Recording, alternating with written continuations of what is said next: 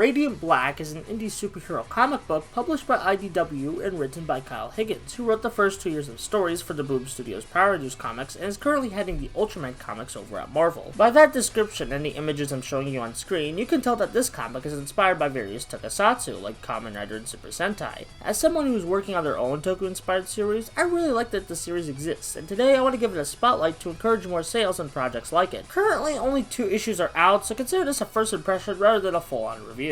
Radiant Black follows Nathan Burnett, the 30-something writer who's collected a ton of credit card debt and moves back in with his parents. While out with his friend, Nathan stumbles across a black hole that gives him a really cool supersuit, and the hijinks begins from there. My biggest compliment I can give this book is that Kyle clearly wrote from a personal place when setting up the premise of a 30-something writer with lots of debt, which makes Nathan's emotional scenes hit harder, giving the book a distinct feel from other Toku and Toku-inspired work. I also like the focus on the mundanity of Nathan's day-to-day life as he gets adjusted to reliving of his parents to make us care about a protagonist for when stuff starts to go crazy in later issues. On the superhero side of things, I love the Radiant Black suit, especially the eyes that can emote, which gives me Mad Ya by Kamen vibes. The art in general is really appealing, mixing sharp lines with nice colors. I'd say that Radiant Black is a good book that I highly recommend you pick up, especially if you want a fun superhero book divorced from the Big Two's consistent BS. However, I feel like some people are overhyping this book, specifically those in the Power Rangers fandom who've read Kyle's comic run, thinking it's breaking the mold or will return my non-existent soul to my body, and I can't help but scoff at this. I get we want to help a book we see a ton of promise in, but it's only 2 issues in and suddenly people are calling it the next Invincible, which is pretty ridiculous. Hype Radiant Black responsibly, as it's a great book that deserves more readers, don't get me wrong, but so far it's nothing mind-blowing that warrants these hyperbolic statements. With all that being said, I hope you enjoyed the show, make sure to tip your waiters, and I'll see you in the next one.